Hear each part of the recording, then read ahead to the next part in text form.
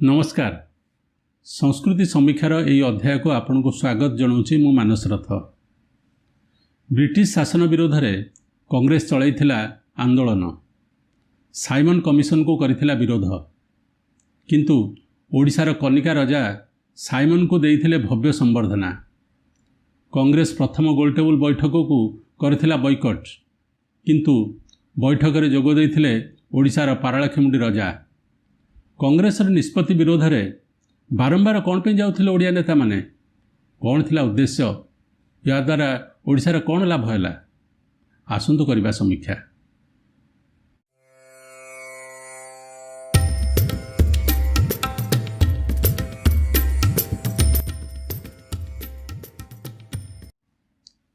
प्राय 350 वर्षरू अधिक काल पराधीन रहिबा परे और 50 वर्षर ऊर्ध्व समयर संघर्ष परे ओडिया को मिलिथिला सेमानको परिचय।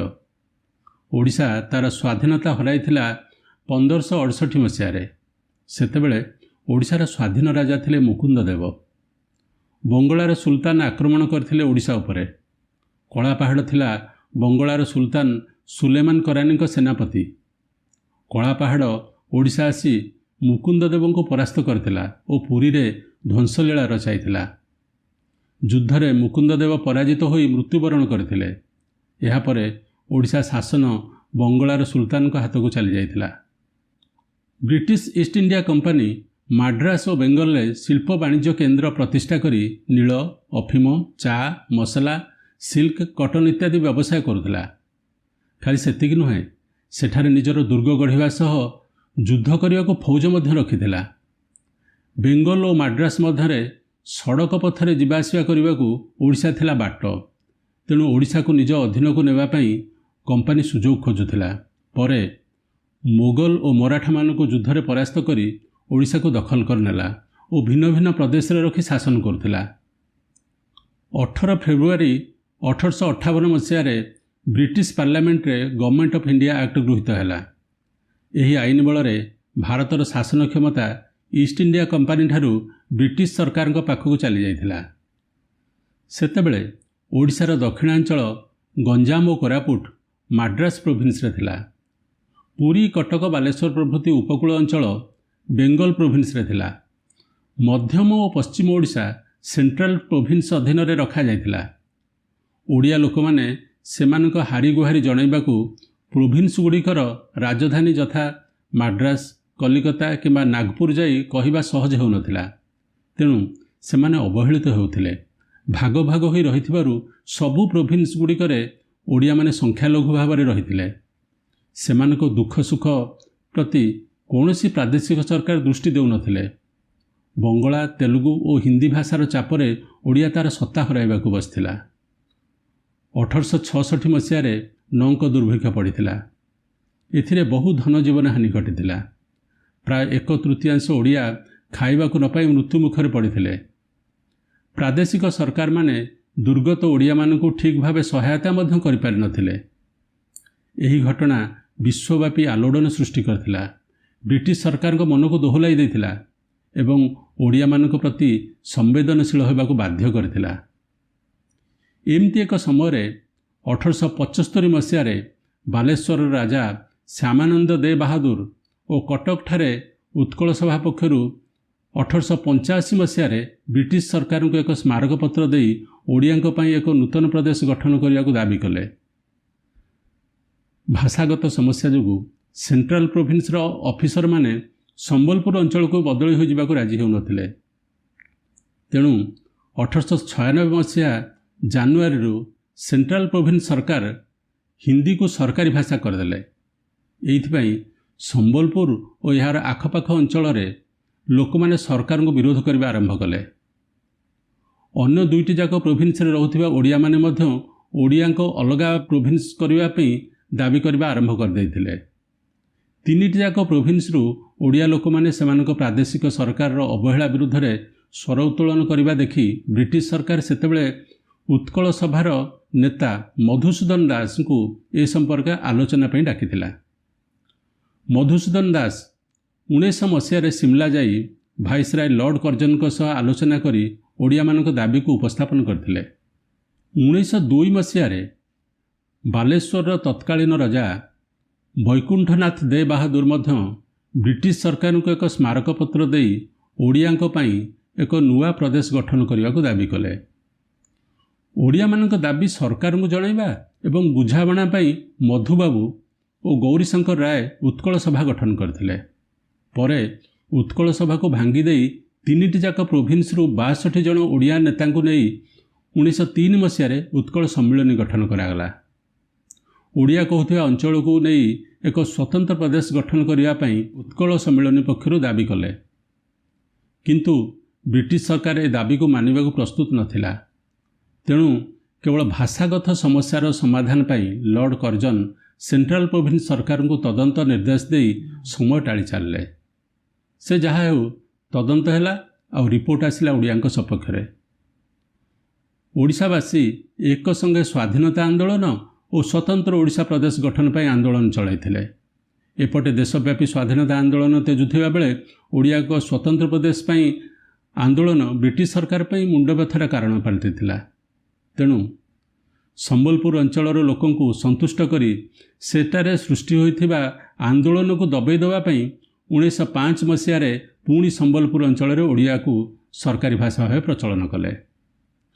ବ୍ରିଟିଶ ସରକାର ଭାବିଲା ଏହାଦ୍ୱାରା ସମ୍ବଲପୁର ଅଞ୍ଚଳର ଲୋକମାନେ ଚୁପ୍ ରହିଯିବେ ଆଉ ଓଡ଼ିଆଙ୍କ ଆନ୍ଦୋଳନ ଫସର ଫାଟିଯିବ। କିନ୍ତୁ ସେମିତି ହେଲାନି। ସମ୍ବଲପୁର ଅଞ୍ଚଳର ନେତାଗଣ ଉତ୍କଳ ସମ୍ମିଳନୀକୁ ସମର୍ଥନ କରି ଆସିଲେ ଆଉ ଉତ୍କଳ ସମ୍ମିଳନୀ ପକ୍ଷରୁ ବହୁବାର ବୈଠକ ବସି ସବୁ ବୈଠକରେ ସ୍ୱତନ୍ତ୍ର ଓଡ଼ିଶା ପ୍ରଦେଶ ଗଠନ ପାଇଁ ଦାବି କରାଗଲା। ଏମିତି ପ୍ରାୟ 7 ବର୍ଷ କଟିଗଲା। ବ୍ରିଟିଶ ସରକାର ତାଙ୍କ ପ୍ରଶାସନିକ ସୁବିଧା ପାଇଁ 1912 ମସିହାରେ ବେଙ୍ଗଲ ପ୍ରୋଭିନ୍ସରୁ ଅଲଗା କରି ନୂଆ ଗୋଟିଏ ବିହାର ଓଡ଼ିଶା ପ୍ରୋଭିନ୍ସ ସୃଷ୍ଟି କଲେ। ଏଣେ ଲୋକଙ୍କୁ କହିଲେ ଯେ ଓଡ଼ିଆଙ୍କ ଭାଷା ସମସ୍ୟା ସମାଧାନ ହୋଇଗଲା। ଏହି ଦ୍ୱିଭାଷୀ ଅଞ୍ଚଳ ଗଠନ ଦ୍ୱାରା ଓଡ଼ିଆଙ୍କର କିଛି ଲାଭ ହେଲାନି। ତେଣୁ ଏହାକୁ ଓଡ଼ିଆ ଲୋକମାନେ ବିରୋଧ କଲେ। କିନ୍ତୁ ଭାରତରେ ଶାସନ କରୁଥିବା ବ୍ରିଟିଶ ସରକାର ଏହି ଦାବି ଶୁଣିନଥିଲେ। ଓଡ଼ିଆ ନେତାଗଣ ଓଡ଼ିଆମାନଙ୍କ ଦାବିକୁ ଏକ ପୁସ୍ତିକା ଆକାରରେ ତିଆରି କରି 1917 ମସିହାରେ ସେତେବେଳର ଭାରତ ପାଇଁ ସେକ୍ରେଟାରୀ ଅଫ୍ ଷ୍ଟେଟ୍ ଥିବା ଏଡୱିନ୍ ସାମୁଏଲ ମଣ୍ଟାଗୁଙ୍କୁ ପ୍ରଦାନ କଲେ। ଓଡ଼ିଆଭାଷୀ ଅଞ୍ଚଳଗୁଡ଼ିକୁ ଏକାଠି କରିବା ଲକ୍ଷ୍ୟରେ ଇମ୍ପେରିଆଲ ଲେଜିସ୍ଲେଟିଭ୍ କାଉନସିଲରେ ଆଲୋଚନା କରାଗଲା। କିନ୍ତୁ ବିହାର ଓଡ଼ିଶା ପ୍ରୋଭିନ୍ସ ବ୍ୟତୀତ ଅନ୍ୟ ପ୍ରାଦେଶିକ ସରକାରମାନେ ଏହି ପ୍ରସ୍ତାବ ବିରୋଧରେ ମତ ଦେଇଥିଲେ। ସେଣ୍ଟ୍ରାଲ ପ୍ରୋଭିନ୍ସ କେବଳ ଖରିଆର ଏଷ୍ଟେଟ୍ ଦେବାକୁ ରାଜି ହୋଇଥିଲେ। ଗଞ୍ଜାମକୁ ଛାଡ଼ିବାକୁ ମାଡ୍ରାସ ପ୍ରୋଭିନ୍ସ ରାଜି ହୋଇନଥିଲେ। ଏଭଳି ସ୍ଥିତିରେ 1924 ମସିହାରେ ବ୍ରିଟିଶ ସରକାରଙ୍କ ଚାପରେ ମାଡ୍ରାସ ପ୍ରାଦେଶିକ ସରକାର ଏ ସମ୍ପର୍କରେ ତଦନ୍ତ କରିବା ପାଇଁ ଫିଲିପ ଡଫ୍ କମିଟି ଗଠନ କଲେ। କମିଟି ଓଡ଼ିଆଙ୍କ ଦାବି ସପକ୍ଷରେ ରିପୋର୍ଟ ଦେଲେ। କିନ୍ତୁ ରିପୋର୍ଟରେ ଭୁଲ ଥିବା ଦର୍ଶାଇ ମାଡ୍ରାସ ପ୍ରାଦେଶିକ ସରକାର ଏହାକୁ ଗ୍ରହଣ କଲେନି। 1928 ମସିହାରେ ସାଇମନ କମିଶନ, ଯିଏକି ରୟାଲ ଷ୍ଟାଚ୍ୟୁଟାରୀ କମିଶନ, ସେ ଭାରତକୁ ଆସୁଥିବାରୁ ତାଙ୍କ ନିଷ୍ପତ୍ତି ଉପରେ ଛାଡ଼ିଦେଲେ। ଓଡ଼ିଆ ଭାଷାଭାଷୀ ଅଞ୍ଚଳକୁ ମିଶାଇ ଗୋଟିଏ ସ୍ୱତନ୍ତ୍ର ପ୍ରଦେଶ କରାଇବା ପାଇଁ ସେତେବେଳେ ଓଡ଼ିଆ ନେତାମାନଙ୍କୁ କମ୍ କଷ୍ଟ ସ୍ୱୀକାର କରିବାକୁ ପଡ଼ିନି। ଏପରିକି ଓଡ଼ିଆଙ୍କ ସ୍ୱାର୍ଥ ପାଇଁ ସେମାନେ ସେତେବେଳେ କଂଗ୍ରେସ ନିଷ୍ପତ୍ତି ବିରୁଦ୍ଧରେ ମଧ୍ୟ ଯାଇଥିଲେ। 1928ରେ ସାର୍ ଜନ୍ ଏ ସାଇମନଙ୍କ ଅଧ୍ୟକ୍ଷତାରେ ଭାରତକୁ ସାଇମନ କମିଶନ ଆସିଥିଲା। ଏହି କମିଶନକୁ ଭାରତୀୟ ଜାତୀୟ କଂଗ୍ରେସ ବାସନ୍ଦ କରିଥିଲା। କିନ୍ତୁ କନିକା ରଜା ରାଜେନ୍ଦ୍ର ନାରାୟଣ ଭଞ୍ଜଦେଓ ପାଟନା ରେଲୱେ ଷ୍ଟେସନରେ ପହଞ୍ଚି ସାଇମନଙ୍କୁ ଭବ୍ୟ ସମ୍ବର୍ଦ୍ଧନା ଜ୍ଞାପନ କରିଥିଲେ। ଏଥିରେ ଖୁସି ହୋଇ ସାଇମନ ସାହେବ ଓଡ଼ିଆଙ୍କ ଦାବିର ତଦନ୍ତ ପାଇଁ C.R. ଆଟଲେଙ୍କ ଅଧ୍ୟକ୍ଷତାରେ ଏକ ସବ୍ କମିଟି ଗଠନ କରିଦେଲେ। ସବ୍ କମିଟି ଓଡ଼ିଆଙ୍କ ଦାବି ସପକ୍ଷରେ ମତ ଦେବା ପରେ ସାଇମନ କମିଶନ ଭାରତରେ ଥିବା ବ୍ରିଟିଶ ଶାସନକର୍ତ୍ତାଙ୍କୁ ଓଡ଼ିଶାର ସୀମା ନିର୍ଦ୍ଧାରଣ ପାଇଁ ପ୍ରସ୍ତାବ ଦେଇଥିଲେ।